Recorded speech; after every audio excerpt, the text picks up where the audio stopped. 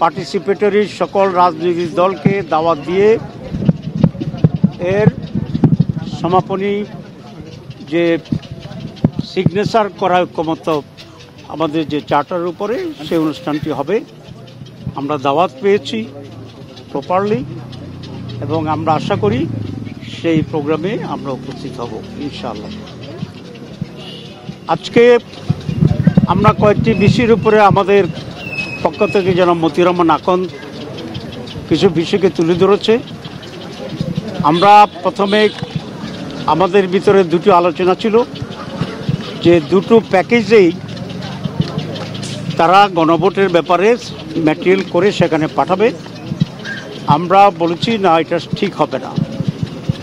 আমরা যে সমস্ত বিষয়ে আমরা এক জায়গায় আসছি এবং এনসিসি সিদ্ধান্ত দিয়েছে সেই সবগুলোকে একটা প্যাকেজ করে একটা প্যাকেজের উপরে গণভোট অনুষ্ঠিত হবে।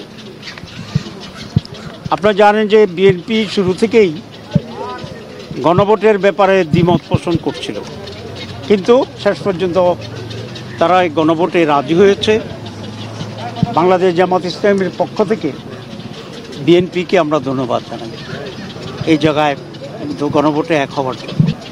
এখন গণভোট কখন হবে এই নিয়ে আবার কিছুটা আমাদের ভিতরে ডিফারেন্স আছে। আমরা বলেছি গণভোট হচ্ছে রিফর্মস কমিটির জন্য, এটা একটা আলাদা বিষয়, আর জাতীয় নির্বাচন একটি আলাদা বিষয়। 2 নম্বর হচ্ছে গণভোটে এমন কিছু দিক আছে যেগুলা যদি হা না ভোটে হ্যাঁ হয় তাহলে তার ভিত্তিতে নির্বাচনের ক্যারেক্টারে কিছু পরিবর্তন হবে। যেমন upper house PR system by voters not by the MPs, এই ব্যাপারেই কমিশনের আমরা সকলেই সিদ্ধান্ত গ্রহণ করেছি, আমরা একমত হয়েছি। সুতরাং নির্বাচনের আগেই এই সিদ্ধান্ত জনগণের কাছে পৌঁছতে হবে এবং সেই সিদ্ধান্তের আলোকে জাতীয় নির্বাচনে আপার হাউসের ভোট হবে। যদি এটা নির্বাচনের দিনেই হয়, কেউ কেউ চাচ্ছে নির্বাচনের দিনে একসাথে, তাহলে আপার হাউস তো নির্বাচন দিন পর্যন্ত আর পাশ হইল না, হানার জন্য অপেক্ষাতে হয়ে গেল। তো হানা যদি আমরা বলি যে হ্যাঁ হয়েছে, তাহলে কি একটা আবার নির্বাচন হবে আপার হাউসের জন্য? এটা একটা উদ্ভট টাইপের আলোচনা। কেউ কেউ বলছেন যে লোয়ার হাউসে যে ভোট পাবো আমরা, যদি হানাতে জয় হয় সেই প্রপোর্শনে আমরা আপার হাউসকে অ্যাকসেপ্ট করে নেব এবং সেভাবে ডিস্ট্রিবিউশন হবে। এখানে বিষয়টা হবে সন্তান জন্মের আগেই কাপড় চোপড় কিনে ফেলার মতো অবস্থা, কারণ যেদিন ভোট হবে সেদিন পর্যন্ত তো আপার হাউস নাই, কিন্তু আপনি আপার হাউসের ভোট দিচ্ছেন। তো সেই জন্য নাই যেটা সেটার উপরে ভোট হয় কী করে? রেট্রোস্পেক্টিভ যদি ইফেক্ট দিতে বলেন তাহলে সাংবিধানিকভাবে এখানে জটিলতা হইতে পারে, কারণ যেটা অস্তিত্ব নাই সেটার উপরে আগে ভোট, যেটা আমরা বলি গাড়ির আগে ঘোড়া জুড়ে দেওয়ার মতো অবস্থা, ঘোড়ার আগে গাড়ি জুড়ে দেওয়ার অবস্থা। সেই জন্য 2 সমস্যা হবে। একই দিন যদি হয় তাহলে বিএনপির লোকেরা মরিয়া হয়ে চাইবে ধানের শীষের ভোট বাড়ানোর জন্য, আমাদের জামাত ইসলামীর লোক বা অন্য দলের লোকেরা তার স্ব মার্কা জামাতের পাল্লা মার্কায় ভোট দেওয়ার জন্য যান চলে।